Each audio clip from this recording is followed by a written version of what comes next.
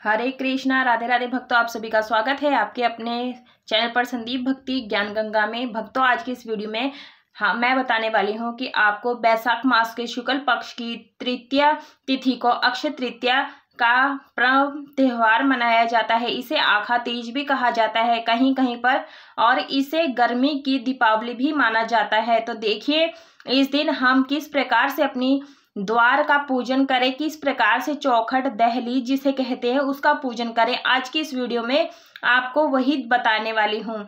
तो देखें, यहाँ पर आप देख सकते हैं मैंने आम के पत्तों का लिया है, बंधनवार बनाएंगे। तो यहाँ पर देखिए मैंने आम के पत्ते लिए हैं, 11 पत्ते लिए हैं। आप चाहें तो अशोक के पत्ते भी ले सकते हैं। उसको अच्छी तरह से धुल ले ताकि उसके ऊपर जो मिट्टी है, डस्ट है, वो निकल जाए। उसके बाद में हम यहाँ पर रोली से, चंदन से यहाँ पर टीका कर देंगे। बहुत ही शुभ रहता है लगाना।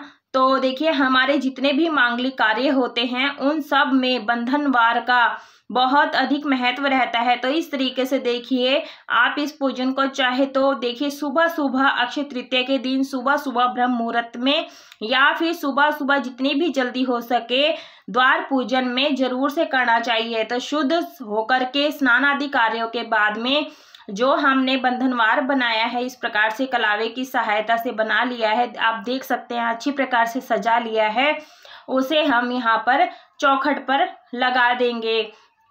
तो देखिए इस तरीके से यह, क्योंकि दीपावली की तरह यह पर्व होता है अक्षय तृतीया का, तो इसमें दीपावली की तरह ही हमें 2-3 दिन पहले ही अपने घर की अच्छी प्रकार से साफ सफाई कर लेनी चाहिए। और इस तरीके से सुबह को शुद्ध होकर के हमें यह द्वार पूजन अवश्य रूप से करना चाहिए। उसके बाद में ही हमें अपने मंदिर की पूजा करनी चाहिए। तो देखिए हमने बंधनवार लगा दिया है, तो एक प्रकार से हम मतलब महालक्ष्मी का हम स्वागत कर रहे हैं अपने घर के अंदर कि हम दीपावली पर पूजन करते हैं। तो देखिए हमने बहुत ही, जैसे कि हमें जो चौखट होता है, घर का दरवाजा, जो घर का मुख्य द्वार होता है जिससे हमारा जो मेन गेट होता है, उस चौखट को हमें अच्छी प्रकार से लीपना होता है। मैं यहाँ पर गेरू से लीप रही हूँ। पहले जमाने में गाय के गोबर से लीपा जाता था, और यदि आप गाय का गोबर नहीं लीप सकते, हल्दी से भी लीप सकते हैं। और अगर हल्दी से भी नहीं लीपना चाहते हैं, गेरू से भी नहीं, तो आप सिर्फ हल्दी जल से छींटा लगा करके धुल लें। तो देखिए हम यहाँ पर अच्छी प्रकार से लीप लिया है, गेरू हमारा सूख गया है। आटे की सहायता से यहाँ पर चरण बनाएंगे माता लक्ष्मी के। तो देखिए मैंने यहाँ पर गेहूं का आटा लिया है, आप चावल का आटा भी ले सकते हैं। रोली कुमकुम से भी आप माँ के चरण बना सकते हैं।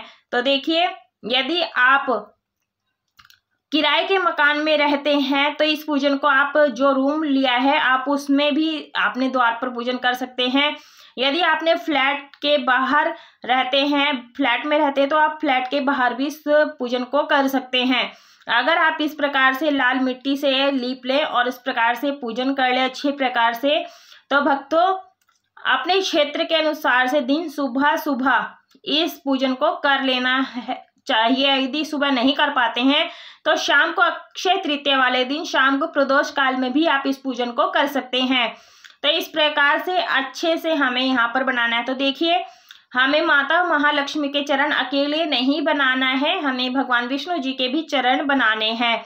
तो देखिए वैशाख का जो महीना होता है वह भगवान श्री विष्णु जी को अत्यधिक प्रिय महीना होता है। इसे माधव मास भी कहा जाता है।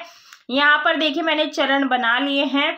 आप चाहें तो यहाँ रेडीमेड जो चरण आते हैं वो भी ले सकते हैं। चरण के पेपर भी आते हैं, आप वो भी चिपका सकते हैं। वैसे तो देखिए जो हम आटे से, रोली कुमकुम से बनाते हैं वो बहुत ही शुभ रहता है।